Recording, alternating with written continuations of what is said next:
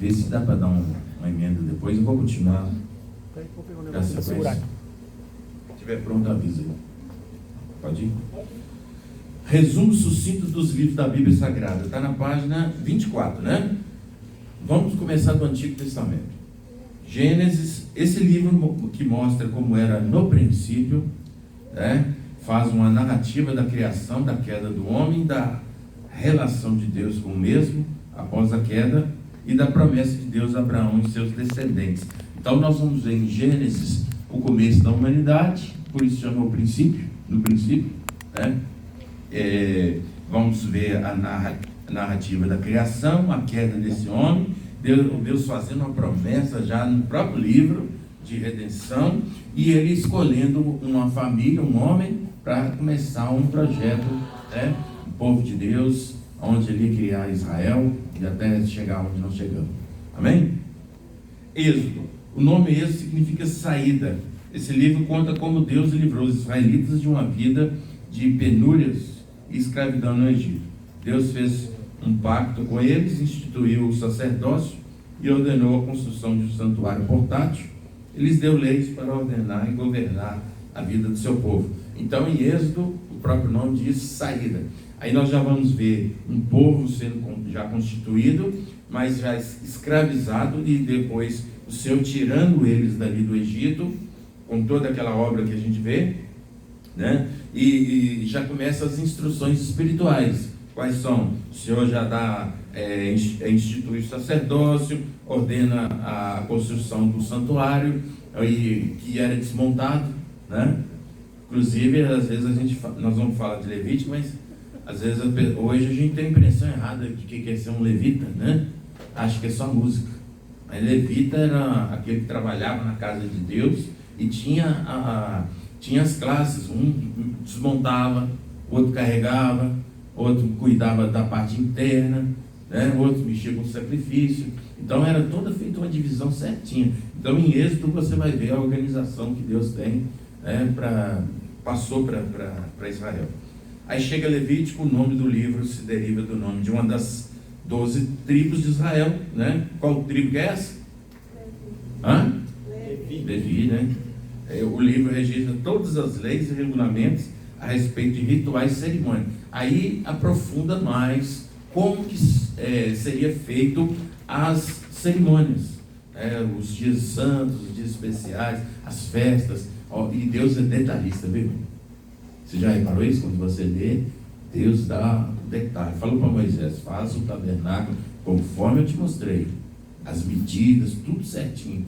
Como é que tem que fazer essa arca, o tamanho dela, largura, altura, que cor que é, que material que vai usar, a estaca. O tabernáculo então é cheio de detalhes, né? Então mostrando que Deus ele queria que aquilo representasse realmente algo muito importante. Aí os levitas, eles eram, na hora de separar a herança, levita não ganhou nada, a não ser trabalha para Deus. Então você não terá herança na terra, mas vai ter levita para tudo quanto é tribo, né? Para ser o ministro e o sacerdócio levítico ali funcionando. Números. Os israelitas vagaram pelo deserto durante 40 anos antes de entrar em Canaã, a terra prometida. O nome do livro se deriva dos 2 censos promovidos durante esse tempo no deserto. Então, muito crente não gosta de ler números. Por quê? Por causa dos números. É um tal de numeração, né? Que fica meio cansativo. Mas é para mostrar que a linhagem está sendo seguida direitinho, a contagem, o censo que foi feito. É importante ter isso aí também na palavra do Senhor. E quando a gente lê com os olhos espirituais, irmãos, nós vamos entendendo que era importante ter aquele ali, para saber de onde que o povo veio, como é que ele foi aumentando, né? É importante isso. Deuteronômio significa repetição da lei, né? Moisés pronunciou 3 discursos de despedida pouco antes de morrer. Neles ele recapitulou com o povo todas as leis de Deus para os israelitas. O nome do livro expressa essa recapitulação ou segunda lei. Ou seja, aquilo que já tinha sido falado foi repetido para a nova geração, que muitos morreram no deserto, né? A geração foi sendo trocada, e Deus falou: tem que ser passado para frente sempre, porque senão morre. Aí chega uma hora que ninguém sabe mais nada, porque os que sabiam morreram e não deixou nada para o outro, né? Então, Deuteronômio é uma repetição da lei. Aí chegamos já na época das conquistas, Josué, né? Josué foi o líder dos exércitos israelitas em suas vitórias sobre seus inimigos, os cananeus. O livro enfatiza a conquista e a divisão da terra entre as 12 tribos de Israel. Então, quando você lê Josué, você vai ver um homem substituindo Moisés e começando uma missão nova. Qual que é a missão? Agora é conquistar a terra que o Senhor prometeu, que ia tirar todos os povos dali e ia dar ela para Israel. E de acordo com o que Josué fosse dominando, ele entregava para uma tribo. Era sorteio, orava ao Senhor, o Senhor dá essa aí para Gad, isso aqui vai ficar para Naftali. E foi fazendo o território de Israel que a gente conhece hoje, entre as 12 tribos, né? E então em Josué você vai ver só as conquistas, né? Aquela coisa maravilhosa, tanto que no finalzinho ele fala: eu e minha casa serviremos ao Senhor. Não sei vocês, mas eu estou convicto que as promessas de Deus vão continuar. Então mandou todo mundo ficar firme, né? Glória a Deus, amém? Amém. Aí depois de que Josué morre, vai acontecendo algo que eu falei aqui, né? Quase que se perde a liderança, a renovação da palavra. Aí Deus levanta juízes. Os israelitas constantemente desobedeciam a Deus e caíam nas mãos de povos opressores. Deus constituiu juízes para livrá-los da opressão e governá-los. Aqui é a misericórdia de Deus, irmão. Porque quando o povo está perecendo, aí o inimigo avança. Era para eles dominarem os povos da terra. Mas quando há pecado, eles é que começam a oprimir o povo de Deus. E aí, a hora que alguém começa a clamar, Deus levanta um líder. Sempre vai ser assim, né? Aí levanta-se um líder, e esse líder, na unção, na graça de Deus, ele consegue trazer um livramento ali, aí volta tudo de paz de novo, calmaria, e assim esse vai e vem aí, altos e baixos, toda hora. Não sei se os irmãos já repararam isso, né? A hora que o juiz morre, o povo volta de novo a pecar. Aí Deus tem que levantar outro. Então, juízes é isso. Depois nós temos o livro de Ruth. O amor e a dedicação de Ruth à sua sogra Noemi são o tema desse livro, cuja história aconteceu no período dos juízes. Então, a história de Ruth está dentro do período dos juízes, para mostrar, né, que uma pessoa, até mesmo um estrangeiro, se ele se rendeu à palavra de Deus, à vontade do Senhor, igual Ruth, pode ter um futuro mudado. Então ela era estrangeira, mas ela entrou para a família, né, da israelita, e através desse trabalho, dessa fé que ela teve, o Senhor pode até fazer uma linhagem santa aí, né? Onde até Jesus chega através disso. Então é por isso que está aí escrito Ruth, a história dela, para mostrar que, de onde ela veio, né? Como que ela conseguiu a bênção. 1 Samuel foi o líder de Israel no período de transição entre o período dos juízes e o estabelecimento da monarquia, através de Saul, o primeiro rei. Quando a liderança de Saul falhou, Samuel ungiu Davi como rei. Então, 1 Samuel vai contar outra transição de Israel. Qual que é? Fim dos juízes e o povo pedindo um rei, falando: olha, nós queremos um rei, porque todas as nações têm rei. Por que a gente não vai ter? E aí Samuel orou ao Senhor, o Senhor falou: não, vamos dar o que eles querem. Mas Senhor, não era isso que era o plano do Senhor. Não era, Samuel. Mas eles não estão rejeitando vocês, estão rejeitando a mim. Qual que era a forma de governo que tinha, irmão? Você sabe? No tempo dos juízes, para trás, qual que era? Não estou ouvindo.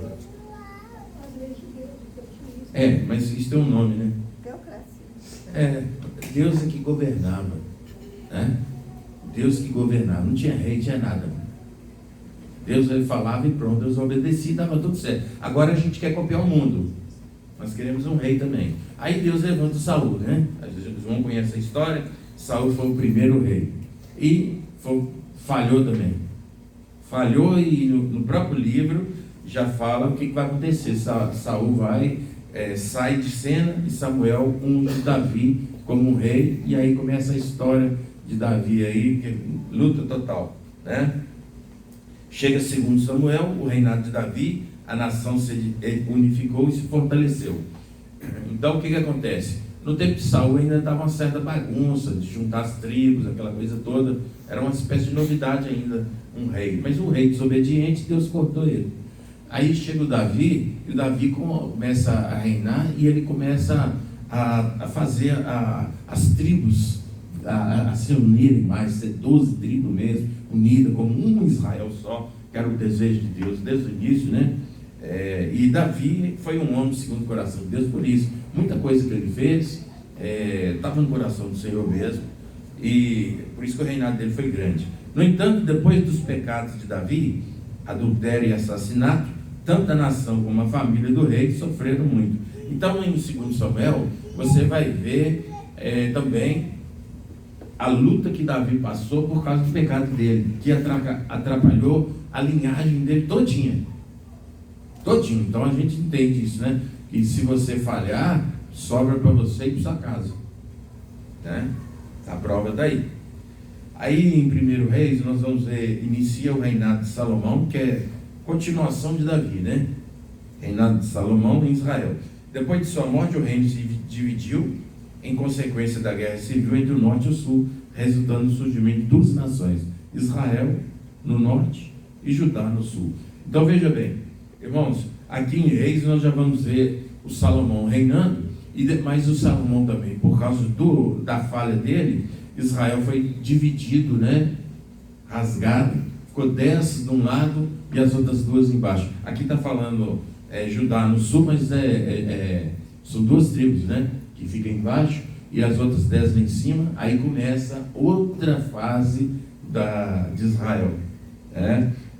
Segundo Reis começa a falar que por causa dessa divisão, o povo brigando internamente, o inimigo invade o norte, depois invade o sul, né? Israel foi conquistado, segundo Reis, Israel foi conquistada pela... Aí nesse caso, irmão, olha que guarda isso é muito importante para entender na hora que você estiver lendo. Quando está falando de Israel aqui, está falando das 10 tribos. Quando fala de Judá, está falando das 2 tribos do sul. Então sempre tem que prestar atenção. Aí é por isso que às vezes Deus está falando, eu fiz não sei o que com Israel e Judá não sei o que. Aí você fala, mas isso não é a mesma coisa? Não. É porque está falando da divisão. Israel ficou com o nome, as 10 tribos ficaram com o nome de Israel, né? Reino do norte. Judá e Benjamim, né? Judá e Benjamim é o sul, é o que sobrou. Ali considerava mais santo, e realmente, Judá e Benjamim foi aonde mais se tinha as bênçãos de Deus, os avivamentos, o mover de Deus. Por quê? Porque no Reino do Norte, o Jeroboão levou o bezerro lá para cima e começou a fazer divisão, idolatria tomou conta, e aí samaritano era lá para cima, e o que acontece? Aonde o judeu não dá certo com o samaritano. Essa divisão começou desde aí. Né? Nós vimos ali nos apócrifos que os samaritanos pegaram o Pentateuco e falaram, não quer mais nada. Só isso que é sagrado para nós. O resto não quer saber. Então foi muita briga, muita discussão. E a turma lá do norte começou a misturar com outros povos, viver mais relaxado, né? Tinha 2 lugares de adoração com bezerro, né? Jeroboão fez isso para ninguém descer para ajudar, para adorar, porque eles já estavam nessa briga aí, né? Então falaram, vamos segurar o povo aqui em cima para adorar. Então, e aí você vai ver essas histórias, né? Em Reis e Crônicas, né? Então, segundo Reis, mostra que a Síria conquista, né? Israel foi conquistado pela Síria em 721, Judá pela Babilônia em 586. Olha o que o pecado faz. Trouxe escravidão, cativeiro para os 2. Um demorou mais tempo que o outro para cair, mas caiu também. Esses acontecimentos foram considerados como um castigo ao povo pela desobediência às leis de Deus. Deus falou desde o início, a bênção é garantida quando me obedece. Quando falha, o inimigo avança e fica mais forte. E até hoje é assim, né, irmão? Na vida do crente também, né? 1 Crônicas, esse livro inicia com as genealogias de Adão até Davi. E em seguida conta os acontecimentos do reinado de Davi. Então, em Crônicas, você vai ver mais detalhes do que em Samuel, do reinado de Davi. Segundo Crônicas, esse livro abrange o mesmo período em que Segundo Reis, mas com ênfase em Judá, o reino do sul e seus governantes. Ou seja, está contando as mesmas histórias, mas trazendo mais detalhes. Como que Judá comportou, como que Israel comportava, como é que o reino do sul era. E aí que a gente vê, né, onde aparecia mais gente abençoada. Não vou dizer para você que no norte não tinha profeta, porque tinha, e tinha dos bons ainda, né? Mas ele estava sozinho, tadinho. Ficava muito apertado, muito difícil. Nós vamos ver, aqui chega Esdras, depois de estar cativo na Babilônia por algumas décadas, o povo de Deus retornou a Jerusalém e um de seus líderes era Esdras. Esse livro contém a demonstração que Esdras fez ao povo para que esse seguisse e honrasse as leis de Deus. Aí Esdras levanta, lê a lei para o povo que estava no cativeiro, aquilo que eu falei, que quase ninguém já sabia mais nada de Bíblia, né? Vamos falar assim de Bíblia, né? De conhecimento de Deus, porque tudo parado, todo mundo cativeiro, ninguém vai procurar. Aí o Esdras, estudioso, Neemias também, eles fazem aquela convocação e começam a mostrar, vamos fazer a renovação aqui, gente, voltar ao que era, né? Agora que o cativeiro acabou, Deus está tendo misericórdia de nós, né? Neemias também a mesma coisa. Depois do templo também foi reconstruída a muralha de Jerusalém. Neemias foi quem dirigiu esse empreendimento. Ele também colaborou com Esdras para restaurar o fervor religioso do povo. Então em Neemias nós vamos ver lá Jerusalém, que estava toda queimada, toda destruída, sendo restaurada. Aí em Neemias você vai ver a restauração dos muros, que é a primeira coisa que tinha que fazer para proteger uma cidade de invasão. Aí aquela luta toda contra o inimigo, só criticando, e eles trabalhando dia e noite, né? Muito bom isso aí. Esther. Esse livro relata a história de uma rainha judia da Pérsia, que denunciou um complô que visava destruir seus compatriotas. Com isso, ela evitou que todos fossem aniquilados. Então, no livro de Esther, nós vamos ver a mão de Deus agindo de forma a preservar o povo de Deus. Por isso que tem o livro, que conta só essa história. Havia um complô, que é o sonho de Satanás, é acabar com Israel. Nós estamos vendo isso hoje. Quem que é o que está levantando contra Israel hoje, mais nervoso aí? Quem? Hoje, irmãos, hoje, no dia de hoje. O Irã. O sonho do Irã é acabar com Israel, tirar ele do mapa. Já falou claramente. E aqui é a mesma história. É a mesma história que está aqui, né? A Pérsia é o Irã, né, hoje. Então, Deus colocou a Esther ali, ela foi uma intercessora, e aí a gente sabe que teve um grande livramento, né, que Israel teve, um verdadeiro milagre de Deus, para que mantivesse o povo de Deus de pé e a linhagem aí até hoje. Então, por isso que tem o livro de Esther para contar a história para nós. Jó, a pergunta, por que sofrem os inocentes? É tratada nessa história bíblica. Esse livro aqui conta a história do homem que tentou, né, ser santo o máximo possível com os esforços dele, mas também mostra que ele converte pela experiência que ele teve com Deus depois, né? Que Deus foi encurralando ele também e mostrar para ele quem ele era, né? Porque até certo ponto do livro é só pergunta e sem resposta. Aí Deus também vem, chega, pergunta, e ele acaba convertendo, né? Mas foi uma tragédia que Deus reverteu e foi uma bênção depois, né? Tudo que ele tinha, ele perdeu, e Deus depois deu em dobro, que ele restaurou em dobro para ele. Foi uma bênção, né? Vamos mostrar que aqueles que esperam no Senhor, ele sempre vai ter a vitória, né? Amém? Amém. Salmos são 150 orações foram usadas pelos hebreus para expressar sua relação com Deus. Abrange todo o campo das emoções humanas, desde a alegria até o ódio, da esperança ao desespero. Salmos são poesias, né, de tempos que os homens estavam ali. Davi escreveu muitos, né, às vezes na hora que ele estava na prova, na hora que ele estava na alegria, e ele expressava através dos salmos os cânticos em agradecimento ao Senhor, uma oração pedindo livramento. Senhor, me ajuda, socorre. Esperei com paciência no Senhor. O Senhor é o meu pastor. E, né, cada situação é registrada ali, e oração cantada, né, irmão? Inclusive a gente hoje canta alguns salmos, né? Salmo 100, celebrai com júbilo ao Senhor. Eu que já cantei esse salmo, né? Provérbios.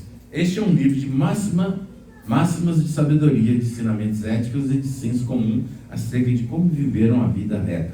Então, em Provérbios, eu até falei com os irmãos aqui, foi na sexta-feira, né, que eu estava lendo, terminei Provérbios agora. Provérbios na linguagem de hoje é muito interessante. Traz muita coisa legal para jovem, para nós, né? Você lê ele na linguagem de hoje, tem hora que você fala, poxa, até isso aqui tem, né?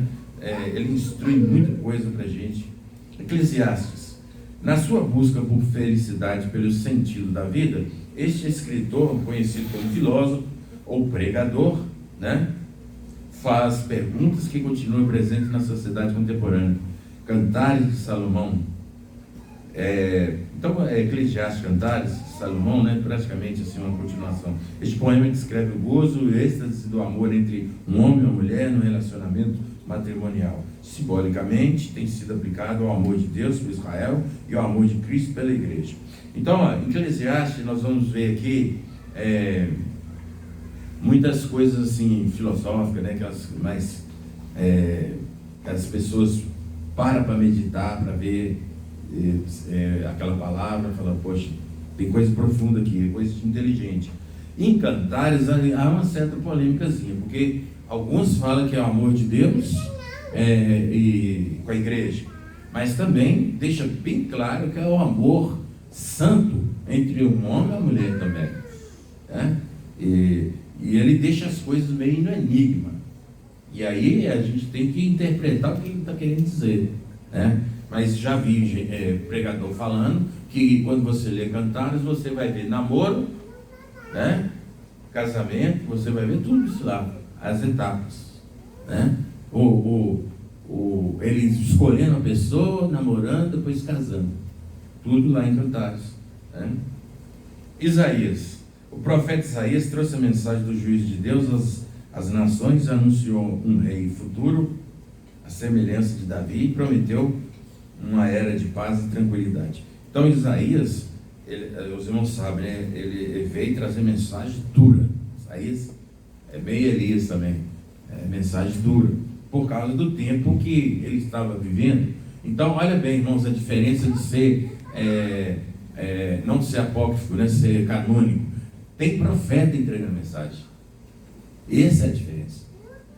Não é o homem que está falando, Deus está entregando a profecia, né? E nos apócrifos não existe isso, não tem profeta. A maioria foi escrita nos intervalos, aquele intervalo ali, Malaquias e Mateus, 400 anos de silêncio, apareceram esses livros tudo aí, né? A grande maioria. Jeremias, antes da destruição de Judá pela Babilônia, né? Você lembra que eu falei que o sul foi conquistado pela Babilônia. Jeremias predisse o justo juízo de Deus. Embora sua mensagem seja majoritariamente de destruição, Jeremias também falou do novo pacto com Deus. Então, Deus entrega a palavra e fala, vai todo mundo para o cativeiro, e vai ser Babilônia. O povo não acreditou, até puniu ele por causa disso, mas ele também entregou a palavra, que um dia Deus ia voltar isso aí, mas que aquela geração ia ter que passar. Ia 70 anos. Não adianta bater o pé, que Deus já estipulou, são 70 anos de cativeiro. Então, o povo fala, não, você é um traíra, você está a favor do inimigo. Não é a favor, Deus mandou falar isso, eu estou entregando. E vai chegar uma hora também que ele vai fazer a gente voltar para essa terra, mas não vai ser tão cedo. Então, no Jeremias nós vamos ver, ele jovem, o Senhor falou, você não casa não. Não casa não, porque vai ter cativeiro, é bobagem. Você não vai ter sua família direito. Ele vai e não faz. Depois Deus manda ele comprar um terreno, né? Fala, o que é isso? Não, nós vamos voltar para essa terra. Era um ato profético. Então é muito legal a história de Jeremias, né? Sofrimento demais, mas entregou a mensagem. Lamentações de Jeremias é exatamente o que eu estou dizendo, né? Jeremias tal qual Jeremias havia predito, Jerusalém caiu cativa da Babilônia, e esse livro registra 5 lamentos pela cidade destruída. Veja bem como é que os profetas são, né, irmão? Ezequiel. A mensagem de Ezequiel foi dada aos judeus cativos na Babilônia. Ezequiel usou histórias e parábolas para falar do juízo, da esperança e da restauração de Israel. A mesma coisa, né? Do mesmo tempo. Daniel se manteve fiel a Deus, mesmo enfrentando muitas pressões quando cativo na Babilônia. Este livro inclui as visões proféticas de Daniel. Repara uma coisa, irmão. Israel está para ser cativo e depois é cativo da Babilônia. Mas olha quem Deus está usando. Deus está usando Jeremias, Ezequiel, Daniel, homens de Deus em pleno cativeiro, né? Então Deus falou: vou manter a minha palavra mesmo com o inimigo aí agindo. Eu tenho minha luz aí em algum lugar, tem gente aí minha. E Deus fez muitas coisas maravilhosas. Inclusive no livro de Daniel nós vamos ver muita coisa que a gente fala: eu acredito porque sou crente. Senão eu não ia acreditar. É ou não é? Você acredita porque você é crente, não é? Jogar o cara dentro de uma fornalha ardente e sair de lá sem fedor de fumaça. Irmão, se eu acender uma fogueira de churrasco, uma churrasqueira, eu sair todo fedendo de fumaça, a unha, tudo sujo de fumaça, a não ser o irmão que é adega lá. Mas você sai cheio de fumaça. Agora joga você dentro de uma fornalha ardente, você não queima, sua roupa não queima, você não, nem o cabelo seu chamusca. Tem que acreditar porque é Deus. É o Senhor. Isso é milagre. É ou não é? Joga você no meio de uma jaula com um leão sem comer não sei quanto tempo e não acontece nada com você. Mas na hora que joga o inimigo, a Bíblia diz que antes desse cair, o leão já está pulando ele lá no alto. Já pegou ele lá no alto. Esperou ele cair. Eu creio porque é a palavra de Deus. Amém? Oséias se vale de sua experiência conjugal, em que ele era dedicado à sua esposa, mesmo sabendo que ela lhe era infiel, para ilustrar o adultério que Israel tinha cometido contra Deus e para mostrar como o fiel amor de Deus pelo seu povo nunca muda. Então Oséias tem uma característica dos profetas. Aí hoje as pessoas falam: eu sou profeta, mas os profetas do passado sofriam demais, irmão. Sabe por quê? Porque o profeta, ele tinha que ter o sentimento na vida dele, o mesmo que Deus estava passando, o mesmo sentimento que Deus estava no coração, eles tinham que ter no deles. Então Deus falou assim: você vai ter que sentir o que é ser traído, porque eu estou sendo traído pelo meu povo. Aí você vai ver, às vezes, né, eu falo assim: eu te amei, quando você era pequeno eu te amei, eu te resgatei e tal, aí você foi me trair. Deus fala como se fosse um relacionamento de um homem e uma mulher, mas está falando de Israel. Israel desviou, foi adorar o bezerro, né? E Oséias a mesma coisa: ó, ela é infiel, você já está sabendo, e eu quero que você case com ela. E ela vai te trair. Dureza, né? Tem que ser muito profeta aqui. Tem que ser muito profeta, né? Tudo para mostrar para Israel, através da vida dele, o que Deus estava sentindo. Joel: depois de uma praga de gafanhoto, Joel admoesta o povo para que se arrependa. Então, aí aqui já entra uma mensagem mais básica, né? Falando: olha, gente, está vindo essas coisas tudo porque ninguém se arrepende. Você pode ver, sempre vem as coisas porque tem pecado. E nós estamos no ano do arrependimento, não é à toa, né, irmão? Se quer vitória, é arrependimento e santidade. Amém? Amós: durante um tempo de prosperidade, esse profeta de Judá pregou aos ricos líderes de Israel sobre o juízo de Deus. Insistia em que pensassem nos pobres e oprimidos antes de pensar em sua própria satisfação. O que acontece aqui? Judá estava semelhante ao Brasil, né? Semelhante, tinha uma turma rica que não estava nem para a pobreza.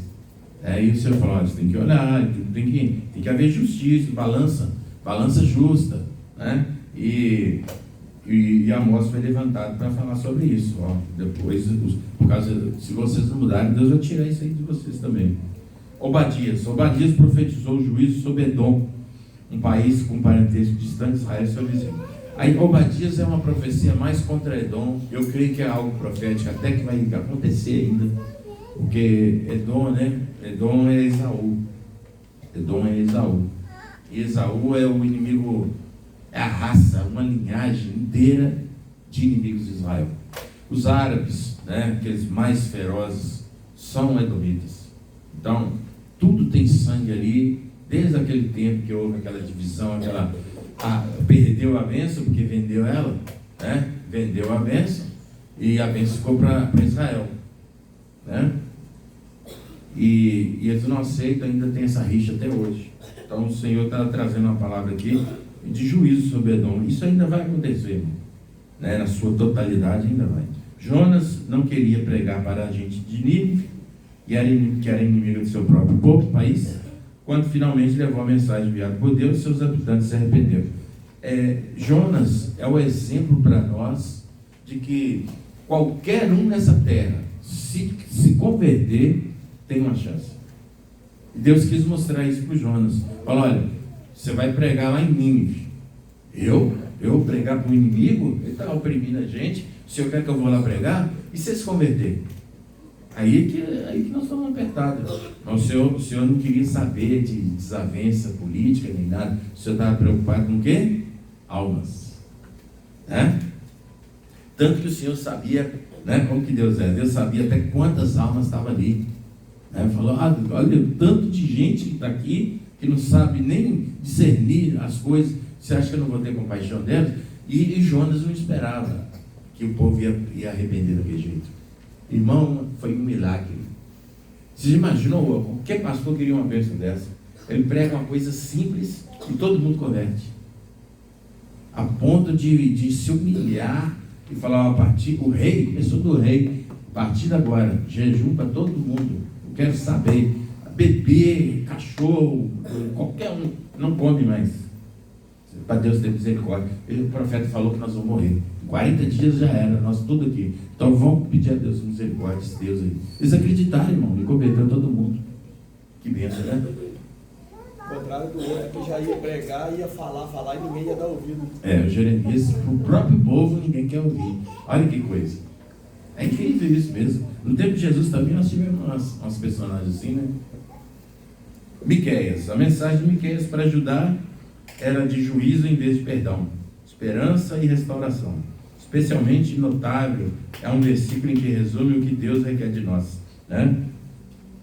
Alguém podia ler Miqueias 6,8 para nós aí? Ó? Miqueias 6,8. Então, ele levantou para ajudar, né? Para ajudar, né? Ajudar não, foi ajudar.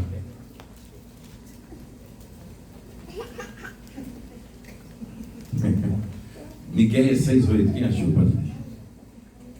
Ele te declarou, ó homem, o que é bom e o que o Senhor pede de ti, senão que pratique a justiça e antes a beneficência e andes humildemente por teu Deus.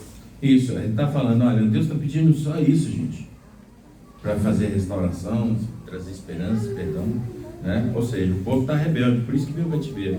Naum anunciou que Deus destruiria o povo de Nínive por sua crueldade na guerra. Olha a diferença de Jonas. Agora já estamos num tempo que talvez aquele avivamento acabou. Está vendo, irmãos, como é que é importante manter? Porque pode vir uma geração que não quer nada, mesmo que já teve avivamento. E agora o Senhor falou: vou destruir Nínive. E o que aconteceu com Nínive? Subiu do mapa. Os arqueólogos acharam Nínive, né? Eu não sei que ano aí, mas não foi muito tempo atrás, não. Então, os arqueólogos aí foi mexendo na areia lá, achou um pedaço de muro assim, aí foi desentupindo, tirando terra, areia e tudo, achou a cidade de Nínive inteira, né? Para provar que a Bíblia é verdade. Porque as cidades que aparecem na nossa Bíblia, elas foram constatadas como reais, tá? Vira e mexe está achando a localização delas, coisa que uns outros heresias que a gente tem por aí, fala de cidades que ninguém sabe, nunca viu, nem achou, nem tem no mapa. Tudo de cabeça de homem, né? Abacuque, esse livro apresenta um diálogo entre Deus e Abacuque sobre a justiça e o sofrimento, né? Então é para meditação mesmo. Sofonias, este profeta anunciou o dia do Senhor, que traria juízo a Judá e as nações vizinhas. Esse dia que haveria de vir seria de destruição para muitos, mas um pequeno remanescente, sempre fiel a Deus, sobreviveria para abençoar o mundo inteiro. Então também já fala de algo até profético que vai talvez acontecer na sua totalidade ainda, né? Que o O Israel que permanecer firme é que vai se render ao Senhor, é que vai ser salvo. Então o dia do Senhor, em Sofonias, não é uma coisa boa não. É terrível. Terrível o dia do Senhor, porque vai ter muita coisa, né? Ageu, depois que o povo voltou do exílio, Ageu admoestou para que desse prioridade a Deus e reconstruísse em primeiro lugar o templo, mesmo antes de reconstruir suas casas. Então em Ageu nós vamos ver lá, ó, o Senhor questionando: vocês têm casa bonita e meu templo está ali todo detonado, destruído. Como é que vocês querem bênção, sendo que não contribuem na obra? Por isso que vocês recebem o salário num saco furado. O dinheiro entra num bolso e sai no outro, porque eu não ponho a minha bênção nas finanças, porque vocês abandonaram a minha casa. O sacerdote está passando aperto para comer, o levita está passando necessidade, ninguém entrega nada, ninguém leva nada. Como é que eles vão sobreviver? A minha casa está toda destruída, está cheia de teia de aranha, lagartixa. Sabia que tem lagartixa na Bíblia? Tem, Tem. Depois você descobre lá, Então, irmão, o Senhor deixa um exemplo muito claro para nós. Muita gente ainda não entendeu isso, que para nós termos as finanças abençoadas, a gente tem que honrar Deus, que a gente sempre fala na hora da oferta. Tá aí, ó, recebe o salário num saco furado. O que é isso? Eu já vi muita gente reclamar isso. Não, pastor, tem 2 dias que eu recebi o pagamento, não tem nem um centavo mais. Você não dá nem para o mês todo? Não dá não. Não sei o que acontece. Aí você faz a pergunta: você é dizimista? Aí a pessoa fica assim: eu também falho. Pois é. Zacarias. Como Ageu, Zacarias instou o povo a reconstruir o templo, assegurando-lhe ajudar a bênção de Deus, as bênçãos de Deus. Suas visões apontavam para um futuro brilhante. Então, mais uma vez, a reconstrução do templo. O que é reconstruir o templo, irmão? É um local de adoração, de comunhão, de intimidade com Deus. Ou seja, Deus preocupado com a parte espiritual. Os irmãos do lado só preocupados com a casa. Tinha gente que tinha casa de marfim, luxo total. É como se tivesse hoje aí, sei lá, granito, do mais caro possível. O sujeito tinha casa de inverno, casa de verão, e o templo julgado lá. Malaquias. Aí nós vamos terminar o Velho Testamento. O último livro nosso é Malaquias. Após o retorno do exílio, o povo voltou a se descuidar da sua vida religiosa. Não aprende, né? Que você lê isso aqui, você fala: poxa, o povo não aprende. Malaquias passou a inspirá-los novamente, falando do dia do Senhor. E aí termina assim, né? Está falando de maldição, né? Parece que a última palavra é maldição, não é isso? A última palavra de Malaquias. Olha que coisa interessante. O que está escrito? O Velho Testamento termina e depois tem 400 anos de silêncio. O que está escrito no último versículo de Malaquias? Maldição. A última palavra que está aí é maldição. Aí nós chega a Mateus, que é o primeiro lá, pelo menos na nossa sequência. Não é o primeiro oficialmente, mas para nós é o primeiro. Vem uma pessoa falando: arrependei-vos, e sejam cancelados seus pecados. Aí Deus tratando de destruir a maldição. Mateus, o Evangelho, cita muitos textos do Velho Testamento. Ele se destinava primordialmente ao público judeu. Guarda isso, irmão. Pode riscar que a apostila é sua. Mateus foi escrito para quem? Para os judeus. Para o qual representava Jesus como o Messias prometido nas Escrituras do Velho Testamento. Mateus narra a história de Jesus desde seu nascimento até a ressurreição e põe ênfase especial nos ensinamentos do Mestre. Eu poderia falar várias coisas para você entre Mateus, Marcos, Lucas e João. Só curiosidade, você fica assim: poxa, eu não sabia. Tão legal que é. Mateus foi escrito para os judeus. Então Jesus é apresentado como rei. O símbolo de Mateus é leão. Se quem já viu aí o símbolo da quadrangular? A quadrangular usada no ano passado. Leão, homem, boi, águia. É os 4 evangelhos.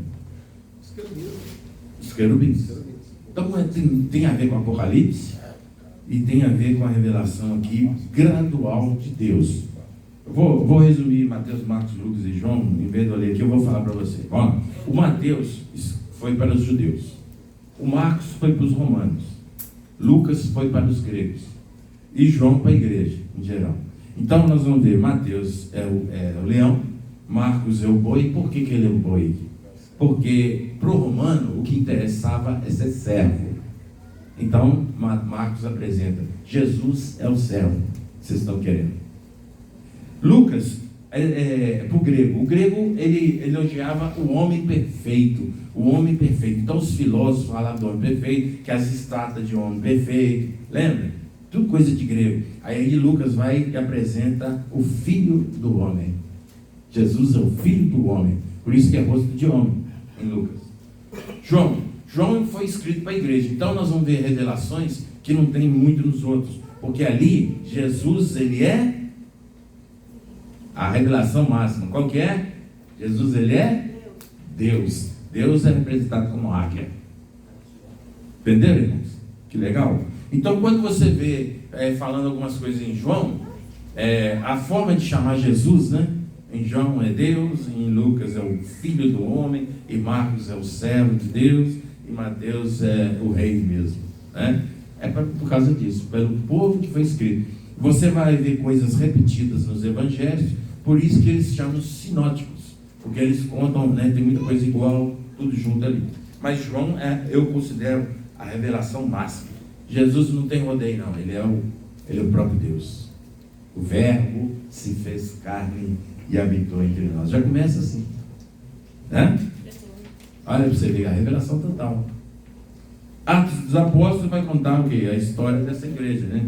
Quando Jesus deixou seus discípulos, o Espírito Santo veio habitar com eles. Este livro foi escrito por Lucas para ser um complemento ao seu evangelho. Quem escreveu o Atos dos Apóstolos? Lucas. Ele relata eventos da história e da ação da igreja cristã primitiva, mostrando como a fé se propagou no mundo mediterrâneo de então. Então aqui nós vamos ver o início da igreja, né? As coisas, os desafios, ela crescendo no mundo todo. Depois que Jesus foi embora, a descida do Espírito Santo, que era a promessa. Romanos. Nesta carta, Paulo escreve aos romanos sobre a vida no Espírito, que é dada pela fé aos que creem em Cristo. O apóstolo reafirma a grande bondade de Deus e declara que através de Jesus Cristo, Deus nos aceita e nos liberta de nossos pecados. Aqui é o verdadeiro ensinamento da vida cristã, como é que você deve conduzir sua vida com Deus, né? Desde o início até terminando na presença do Senhor.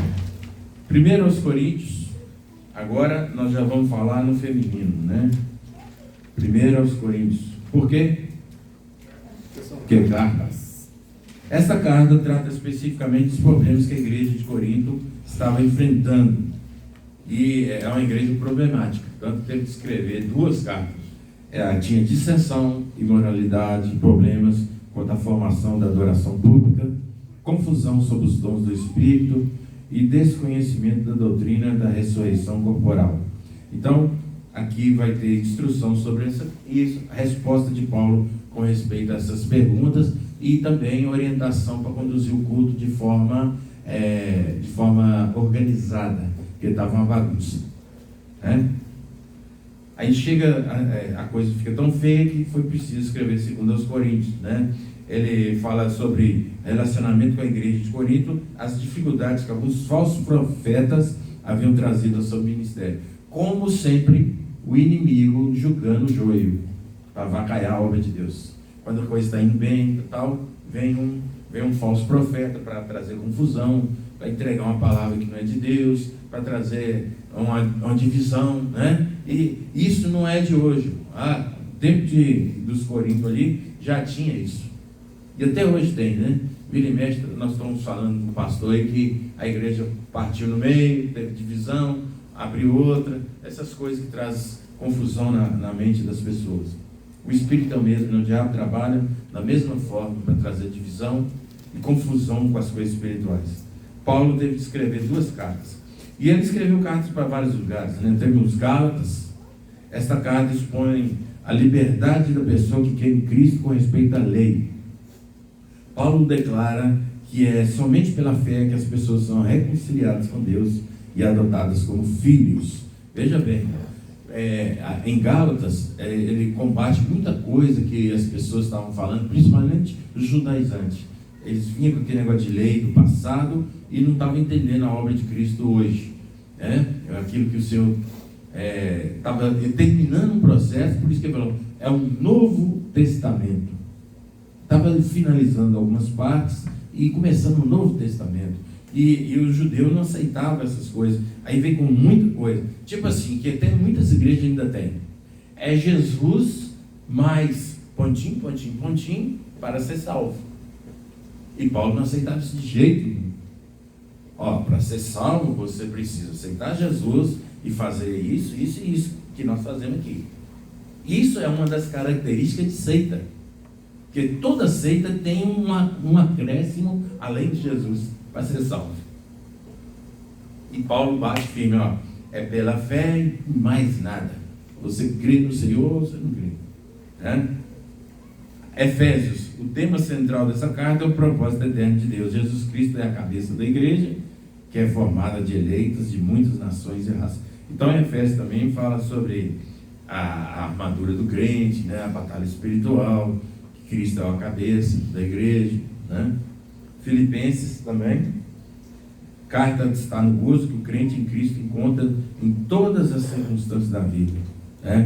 Paulo estava preso e dando uma palavra de ânimo para as pessoas. Olha, você vê, os Filipenses. O que está escrito lá em Filipenses? Aquele versículo famoso, Posso? Que coisa que é essa? Daquele que me fortalece. Mas que coisa que é essa? Ele continua o versículo, O que é? Quem fala aí é o mesmo? Você fica com medo de errar, né? Você sabe, mas fica com medo de falar. Tanto coisa boa quanto coisa ruim. A gente só pega a boa, Posso todas as coisas naquele que me fortalece. Mas depois ele fala assim, eu posso passar a luta, posso ser preso, posso passar fome, falta de dinheiro, o Senhor me fortalece. Colossenses. Nessa carta, o apóstolo Paulo diz aos cristãos de Colossos que abandonem as suas superstições, que Cristo seja o centro de sua vida. Essas igrejas, irmãos, eram muito influenciadas pela cultura que eles estavam. Você imagina um país cheio de cultura, de superstições, e aí você converte, e a sociedade está te sufocando ali, querendo manter aquilo. Aí é preciso a palavra de Deus ser lançada de uma forma que, Paulo fala assim, vocês têm que esquecer fábula, tem superstição, e Cristo, olha para Cristo, E em Colossenses tem uma revelação maravilhosa de Jesus, Linda demais. É um dos versículos mais chiques que tem. Colossos lá Colossenses fala da pessoa de Cristo, Primeira aos Tessalonicenses, dá orientação aos cristãos de Tessalônica sobre a volta de Jesus. Aí os irmãos lá estavam tendo uma confusão, porque tinha heresia também falando que Jesus ia voltar, ou já voltou, e que eles iam ficar, e quem estivesse vivo ia perder a salvação, que é a confusão toda. Aí Paulo teve de explicar sobre isso, E no segundo também, praticamente quase a mesma coisa, Retorno de Jesus ao mundo. Também trata de preparar o cristão para a vinda do Senhor. Então, lá em Tessalônica, o medo era de perder a salvação, que Jesus voltasse, eles iam ficar, Achava que se morresse, perdia a bênção. De estar vivo, o Senhor ia voltar. Então, quando fala que Jesus ia voltar, muita gente achou que ia ser nas outras semanas, Timóteo, 1 Timóteo, carta serve de orientação a Timóteo, jovem líder da igreja primitiva. Paulo dá conselho para ele sobre adoração, ministério e relacionamento dentro da igreja. Timóteo era um jovem, então Paulo estava deixando umas ideias para ele ter um bom ministério. 2 Timóteo é a última carta escrita pelo apóstolo Paulo. Nela lança um último desafio a seus companheiros de trabalho. Então ele também está orientando a igreja, mesmo passando aperto, Ali ele fala, eu estou preso, mas a palavra de Deus não dá não. Tito era ministro em Creta. Nesta carta, o apóstolo Paulo orienta sobre como ajudar os novos cristãos naquela cidade. Veja bem, irmão, sempre orientação para a igreja, um trabalho que foi aberto, longe, né? E um servo de Deus que está lá, para não ficar sozinho, mandava uma carta de instrução, de ânimo, de direção. Filemon já é diferente. Filemon é a história, né, de escravo e o patrão, né? Filemon instalado para perdoar seu escravo. Onésimo já havia fugido. Filemon deveria aceitá-lo de volta como um amigo em Cristo. Não tratar ele como simples escravo, como um mundano tratava na época, mas como um irmão em Cristo, porque ele converteu. Aí fala, recebe ele, porque se você for tratar como um mundano, você vai punir ele, vai chicotear, vai trazer uma espécie de punição nele, mas não, ele é seu irmão em Cristo agora, para mostrar também. Irmão, é uma cultura da época, né? Então tinha as regras da época, e ser crente com aquela regra da época. Hebreus. Essa carta exorta os novos cristãos a não observarem mais rituais e cerimônias tradicionais, pois em Cristo já foram cumpridos.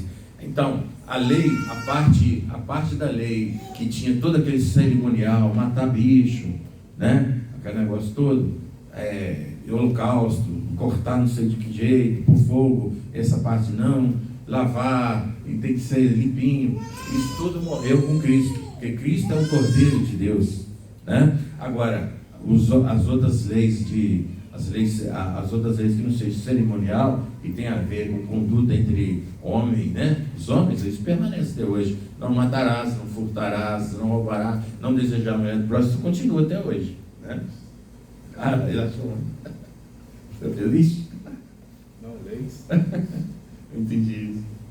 Então, irmão, a lei, a cerimonial morreu. Em Hebreus está explicando isso, porque os hebreus, eles que era uma luta muito grande das pessoas fazerem o seguinte: colocar, você pode até ter Jesus, mas você não pode deixar os escritos de Moisés, não. Tem que continuar fazendo algumas coisas, tem que circuncidar, tem que guardar o sábado, tem que observar algumas festas, tem que ir na sinagoga, esse negócio todo. Aí Paulo falou, nada disso, acabou. Tiago aconselha os cristãos a viverem na prática sua fé e, além disso, oferecer ideias sobre como isso pode ser feito. Então, Tiago é fé na prática. Qual que é a fé na prática? Ele fala, tem que fazer obras também, irmão. Se você tem fé, tem que ter obra, né? A obra mostra a sua fé. Eu tenho fé, mas não tenho obra nenhuma. Eu tenho obra, mas não tenho fé em Cristo. Está tudo errado, tem que ter os dois. 1 Pedro. Essa carta foi escrita para confrontar os cristãos da igreja primitiva, que estavam sendo perseguidos por causa de sua fé. Então é uma palavra de incentivo, falar, irmão, persevera, porque Deus vai dar vitória. 2 Pedro, o apóstolo Pedro adverte os cristãos sobre os falsos mestres e o estimula a continuarem leais a Deus, sempre aparecendo o joio. 1 João explica verdades básicas sobre a vida cristã, com ênfase no mandamento de amarem uns aos outros. João é chamado, né, aquele discípulo do amor, né? As cartas dele tudo fala de amor, filhinhos, amados, né? 2 João, dirigido à senhora eleita e aos seus filhos, diverte cristão contra os falsos profetas, né?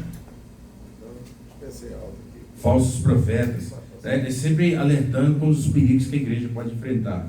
E terceira, em contraste com a sua segunda carta, fala da necessidade de receber os que pregam a Cristo. Judas adverte seus leitores sobre a má influência de pessoas alheias à irmandade dos cristãos. Então ele está falando, olha, cuidado com as amizades, senão você pode derrapar também. Então é um alerta para todos nós, né? Aí fala que tem gente que parece que mas não é. É nuvem que não tem água, né? Está tudo enganoso. E ele adverte a gente. Esse Judas não é um Iscariotes, não, viu? Apocalipse. Este livro foi escrito para encorajar os cristãos que estavam sendo perseguidos e para afirmá-los na confiança de que Deus cuidará deles. Usando símbolos e visões, o escritor ilustra o triunfo do bem sobre o mal na criação de uma nova terra e um novo céu. Isso aí também é um dos mais difíceis de interpretar, né? porque são várias vertentes de interpretação, cada um às vezes ilustra de um jeito, e o Apocalipse fica meio indefinido quem que está certo aí nessa interpretação. Mas o interessante aqui é que Jesus vai voltar, vai acontecer a tribulação, a grande tribulação, ele vai restaurar Israel, tudo que foi falado lá vai acontecer. Está tudo em enigma, mas já estão acontecendo. Todo dia você vê um falando, o Apocalipse está acontecendo isso aqui. É só as interpretações, né? A gente tem que guardar isso, né? Agora, olha essa particularidade da Bíblia, muito interessante. Antes, a Bíblia não era dividida em capítulos e versículos. A divisão em capítulos foi feita em 1250 pelo cardeal Hugo de Saint-Cher, abade dominicano e estudioso da Escritura. A divisão em versículos foi feita de duas vezes. O Antigo Testamento em 1445 pelo Rabi Nathan, o Novo Testamento em 1551 por Robert Stevens, um impressor de Paris. Stevens publicou a primeira Bíblia, que é a Vulgata Latina, dividida em capítulos e versículos em 1555. Está vendo que foi ser formado até ela ficar o que é nossa hoje? Não tinha versículo, não tinha capítulo, não tinha nada disso. Era só os rolos. O Antigo Testamento tem 929 capítulos, 23.214 versículos. O Novo Testamento tem 260 capítulos, 7.959 versículos. A Bíblia toda tem 1.189 capítulos, 31.173 versículos. O número de palavras lidas depende do idioma e da versão. Claro, né? Dependendo da língua, tem mais ou menos letras. O maior capítulo é o Salmo 119 e o menor é o Salmo 117. O maior versículo está em Esther 8:9. O menor em Êxodo 20:30. Em algumas versões, né? Da portuguesa, onde o menor é Lucas 20:30. Em certas línguas, o menor é João 11:35. Né? Os livros de Esther e de Cantares não contêm a palavra de Deus, porém a presença de Deus é evidente nos fatos neles desenrolados, mormente em Esther. Há na Bíblia 8.000 menções de Deus sob vários nomes divinos e 177 menções do diabo sob seus vários nomes. Então, apesar de não estar lá Deus em Esther e em Cantares, ele está presente de diversas formas.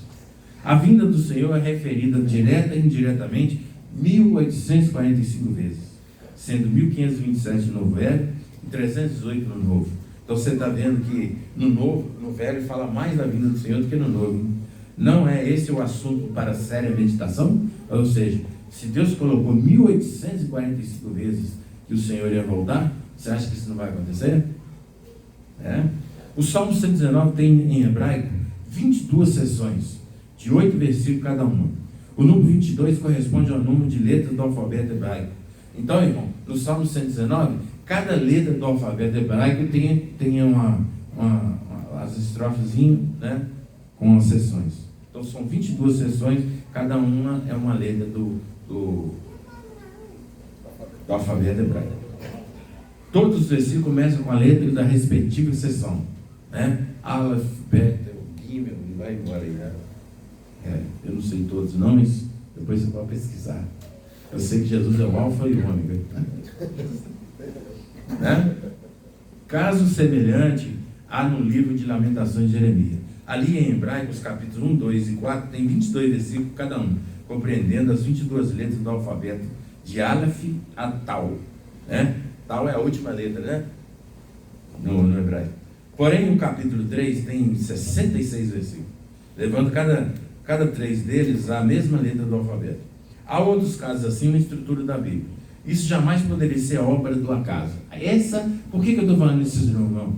Para mostrar como que é inspirado. Até hoje eles estão vendo enigmas na tradução da Bíblia no original. Eles acham frases escondidas. Quem assiste muito History deve ter visto isso aí já. Tem frases escondidas no meio do hebraico, porque o hebraico é muito complicado. Às vezes, uma letra aqui, a outra ali, aí formam uma frase, e eles acham aquilo escondido no meio do texto. Ou seja, é Deus que está falando aqui. Né? Não tem condição do homem fazer essas coisas tão tremendas. Né? Há outros casos na estrutura. Isso jamais poderia ser obra do acaso. A frase não temas, ocorre 365 vezes em toda a Bíblia, o que dá um para cada dia do ano. Nós temos 365 dias e tem 365 vezes que fala assim, não temas, na Bíblia. Que legal, né? O capítulo 19 de 2 Reis é idêntico ao 37 de Isaías. Olha que coisa. O Antigo Testamento encerra citando a palavra maldição. Nós lemos aí, né? O Novo Testamento encerra com a expressão assim, a graça do nosso Senhor Jesus Cristo. Terminou na maldição e terminou no Novo Testamento, termina na graça do nosso... Termina com o nome de Jesus Cristo. Legal, né? A Bíblia foi o primeiro livro impresso no mundo após a invenção do prelo. Isso deu-se em 1452 em Mogúncia, Alemanha. Os números 3 e 7 predominam admiravelmente em toda a Bíblia. Isso é para quem gosta de números, né? 3 e 7. O nome de Jesus consta do primeiro e do último versículo do Novo Testamento. As traduções da Bíblia, toda ou em parte, até 1984, atingiram a 1.796 línguas e dialetos. Restam ainda cerca de 1.000 línguas em que ela precisa ser traduzida. Está vendo, irmão? A bênção que nós temos? Nós temos a Bíblia em várias traduções. Tem gente que não tem ela ainda na língua deles. Faltam umas 1.000 línguas aí. Esses dialetos que a gente nem sabe que existe. Mas tem gente que trabalha para traduzir, para ajudar. Aprove a Deus se auto-revelar através da natureza das coisas criadas. Essa revelação é chamada na teologia sistemática de revelação geral ou natural. Nessa revelação, Deus revela a sua deidade e alguns de seus atributos. Porquanto que Deus se pode conhecer, nele se manifesta, porque Deus lhe manifestou. Que as suas coisas invisíveis, desde a criação do mundo, tanto o seu eterno poder como a sua divindade, se estende, claramente se veem pelas coisas que estão criadas, para que eles fiquem inexcusáveis. Está em Romanos. Ou seja, a criação de Deus mostra que Deus existe. Não tem condição disso aí ser um acaso. Tão bem organizado desse jeito. Você vê pela Lua, né? A Lua vai certinho o ciclo dela. Não tem condições de ser uma coisa que apareceu ali, está ali por estar. E aí tem essa é a revelação geral, né? É o natural de Deus. E tem a especial. Qual que é a especial? A que nós estamos falando aqui. Homens inspirados pelo Espírito de Deus, pelo Espírito Santo, escreveram os livros que estão no cano hoje sagrado, que é essa Bíblia sua aí na sua mão, né? Tudo que foi considerado sagrado, hoje se chama Bíblia, porque Bíblia é um conjunto de livros. Então você tem aí os 39, os 27, 66, né? Que são a revelação especial de Deus, onde Deus queria revelar o seu ser, os seus atributos, seu caráter, sua vontade, né? E olha para um versículo interessante. Havendo Deus antigamente falado de muitas vezes, de muitas maneiras aos pais pelos profetas, a nós falou nesses últimos dias pelo Filho. Então o Novo Testamento ele é cristocêntrico por causa disso, né? Apesar que o Velho também mas é meio oculto, mas é bem mais claro no Novo Testamento que a pessoa principal é Jesus. Deus fala através de Jesus para nós em todos os livros. Amém? Essa é a revelação especial. E a revelação especial tem seguintes características. Ela é redentiva, ou seja, ela vai trazer redenção. É nela que você vai ter a vida eterna, é nela que vai trazer salvação para você. E por isso que a revelação de Deus é redentiva, redenção. Mas ela também é progressiva. Por que ela é progressiva? Porque Deus não fala tudo de uma vez, ele vai revelando aos poucos. O que ele falou para Abraão, Abraão não sabe tudo que a gente sabe. Não sabia, tadinho. Deus falou, não vou te contar tudo não, vai ser uma grande nação. E olha que revelou muita coisa para ele. Falou, vou fazer uma grande nação e aí depois eles vão para o cativeiro. Então até isso ele revelou para ele. Vai ficar 400 anos aí, escravizado, mas depois eu vou tirar eles. Até aí Deus falou para Abraão. Mas depois vem as revelações, né? O plano de Deus. Inclusive, Deus está revelando ainda. Ele só não vai revelar o dia que ele volta. Um dia nem a hora, ninguém sabe. Né? A revelação é progressiva, certo? A revelação de Deus mesmo também. Ou seja, nela Deus revela até onde queria nos revelar o seu ser, os seus atributos, o seu caráter, a sua vontade. Irmão, ainda não tem a revelação total, não. Olhos nunca viram, ouvidos nunca ouviram aquilo que Deus tem preparado. 1 Coríntios, capítulo 2, versículo 9. Está aí a Bíblia falada. Entendeu, irmão? Então, aquilo que a gente imagina, eu fico impressionado com isso. Aquilo que a gente você tem uma mente fértil, imagina isso. Como é que é o céu? O que você imagina? Algumas coisas já foram reveladas. Tem rio de cristal, tem montanha, tem uma praça, tem árvore, a árvore da vida está lá, tem anjo, mas aí você começa a imaginar. Só que nós não conseguimos imaginar realmente na totalidade, que vai ser coisas tremendas, Então, e há uma revelação cristã, ou seja, o Senhor Jesus Cristo é o tema central, e por isso que está falando: examinai as Escrituras, porque nela você vai ter a vida eterna, e ela que testifica de mim. Era uma revelação feita nas Escrituras, Antigo e Novo Testamento. As palavras dos profetas falam exatamente sobre isso, para que essa mensagem entre no coração da geração que ele está pregando. Nenhuma profecia da Escritura é de particular interpretação, porque a profecia nunca foi produzida por vontade de homem algum, mas os homens santos de Deus falaram inspirados pelo Espírito Santo. Aí eu te falo, se eles falarem inspirados pelo Espírito Santo, se tiver divergência de um livro para o outro, está na cara que alguém está errado aí. E por isso que tem o apócrifo e tem o canônico. Amém? Todos falaram, tudo encaixa. Tudo que está em Gênesis, de promessa, está acontecendo durante a trajetória e vai finalizar lá no Apocalipse. Finaliza em Apocalipse. A inspiração da Bíblia por inspiração da Bíblia. Deixa eu ver se dá tempo aqui, irmão, ok? Nós estamos terminando aqui. Eu vou resumir para você. E eu quero ver os irmãos fazer esse questionário aí depois, Já pode até trazer para a próxima aula, a última folha aí, Os irmãos trazer. O que está dizendo aqui? Além de ser a Bíblia, a inspiração da Bíblia como inspiração da Bíblia. É praticamente isso que eu falei, porque a influência do Espírito Santo foi além da direção dos pensamentos, chegando até a seleção das palavras usadas para nos trazer a mensagem, foi registrado nos escritos originais. Por inspiração plenária, queremos dizer que todas as palavras da Bíblia, desde a primeira do livro de Gênesis até a última de Apocalipse, foram inspiradas por Deus.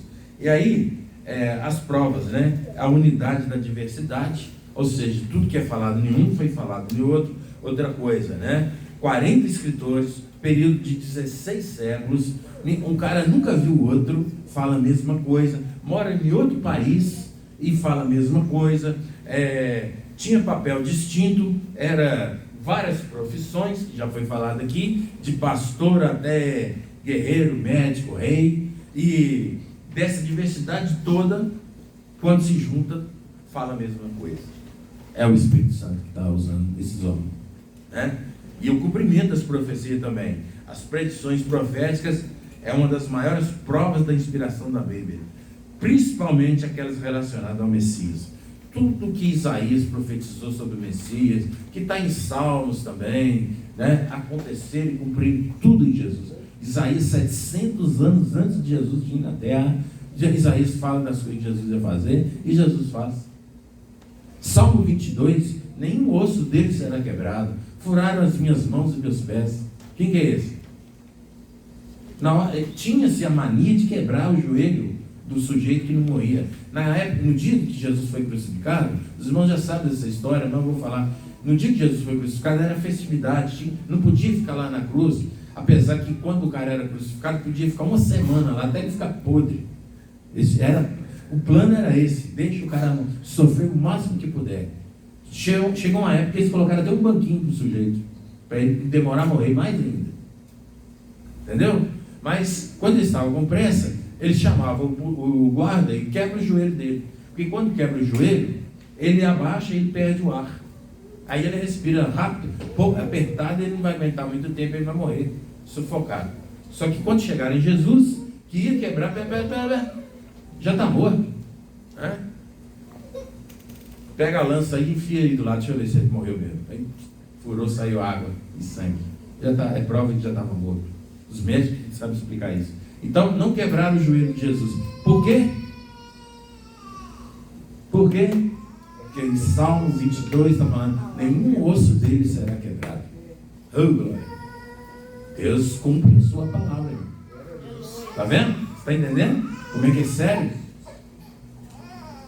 Quem matou Jesus? Ninguém. Ele se entregou. Pai, em tuas mãos entrego o meu espírito. Pronto. Você até assustado. Fala, poxa, mas já morreu? 3 horas da tarde? De 9 até as 3? Né? Já morreu? Tanto que ele apanhou. Se os irmãos um dia tiver a curiosidade ou tiver a condição de ir lá em Israel, aonde Jesus ficou preso, lá na casa do Caifás, lá Anás Caifás, lá no fosso, você vai ver o sufoco que é. Ele ficou amarrado assim, ó, que eles faziam isso de sacanagem, colocavam uma corrente com a mão para cima e o pé um pouquinho levantado para você não poder abaixar, a noite toda assim, ó.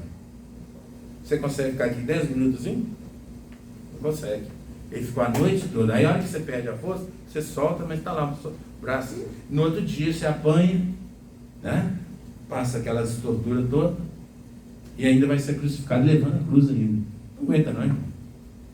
Mas ele carregar a cruz, acho que foi uma especialidade para ele. Carregar a cruz foi uma ele fez questão, né? Não foi, no caso, eles usavam aquilo ali uma especialidade para ele. Uma eventualidade só. E tem as dúvidas que se era só o negócio ou era tudo, né? Uns falam que era só aqui em cima e chega lá e emenda com o outro. Outros falam que levou tudo. Então veja bem, cumpriu a profecia. Transformação de vidas, através dessa escritura, várias vidas são transformadas. E aí tem as teorias falsas, irmãos, da inspiração do cânon. Isso é o diabo para confundir a mente das pessoas e descredenciar a Bíblia. Aí vieram um monte de teoria para poder pôr dúvida com respeito da palavra de Deus. Inclusive, muita gente tem dúvida até hoje, será que isso é a palavra de Deus mesmo? Isso aí está escrito por homem. Nós estamos explicando aqui, né? Papel aceita tudo, né? Assim que falam. Mas olha aqui, a teoria que a ideia foi inspirada e não as palavras.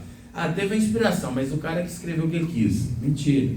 Teoria da inspiração parcial, né? Ou seja, não é tudo que é inspirado, né? Não é tudo que está aqui, não, mas tem algumas coisas relativas aí, né? Deformado de Deus, né? Mas a Bíblia fala, toda a escritura é divinamente inspirada e serve para ensino. 2 Timóteo 3,16. Já de roubo aí. Teoria da inspiração ditada e mecânica. Essa fala assim, ó. Foi ditado, você foi escrevendo lá, mas você não usou sua mente, não. Você é um robô. É igual o cara, esse nome que está aí, ó. Estenógrafo. É aquele cara que, quem já foi na justiça, diante do juiz, sabe o que é isso. O cara está falando, dando depoimento dele, tem um cara lá, ó. Você já viu isso, né? Isso é o estenógrafo. Ele escreve exatamente o que está falando lá, ó. Rapidão. Depois manda você ler, tá certinho? É isso mesmo que você falou? Então assina aí. Aí você fala que a Bíblia foi desse jeito. Não. Deus, ele respeita a pessoa, ele entrega a palavra e deixa ele ser usado na cultura dele, na condição dele, na forma. Por isso que nós vamos ver o Paulo escrevendo muito bem e a escritura de Pedro não é tão profunda quanto Hebreus. O próprio Pedro fala, poxa, Paulo escreve muito profundo, né? O cara era muito mais estudado, ele era pescador. Mas Deus, o que ele escreveu é de Deus. Mas Deus respeitou. E essa turma aqui fala que é exatamente o contrário. Deu para entender? Deixa eu ver aqui. Deu para entender, porque essas falsas inspirações é para atacar a Bíblia mesmo. E assim a gente encerra a bibliologia, né? E nós vamos começar depois, agora, algumas matérias, soteriologia, né? A martiologia, você vai saber o que é isso depois.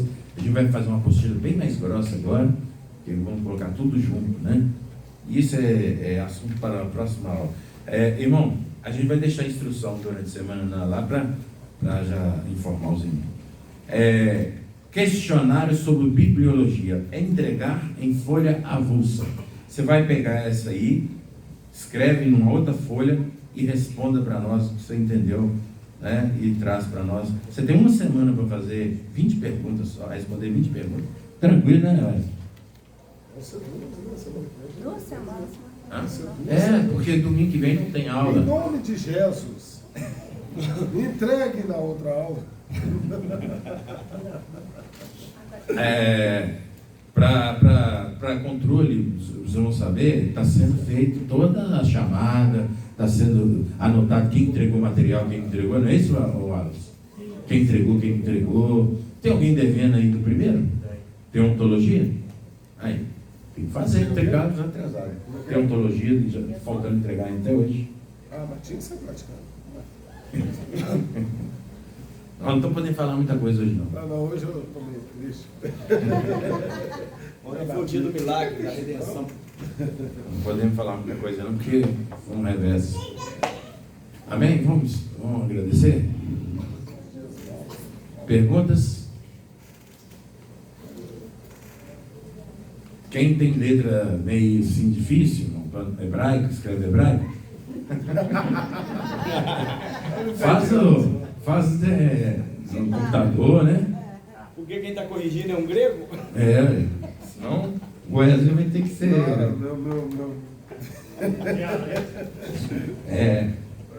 Cadê Roberto? Código de Hammurabi já foi, né? Então vamos encerrar. Aí você tem aí, 2 semanas, irmão, para fazer as 2 provinhas. Quem já entregou, beleza. Quem entregou, prepara, porque faz parte do currículo, tá? Senhor, nós queremos agradecer a Ti por essa oportunidade. Leva-nos agora, Senhor, debaixo da tua mão poderosa. Possamos ter um domingo abençoado na Tua presença. Em nome de Jesus. Amém. E só pode ser.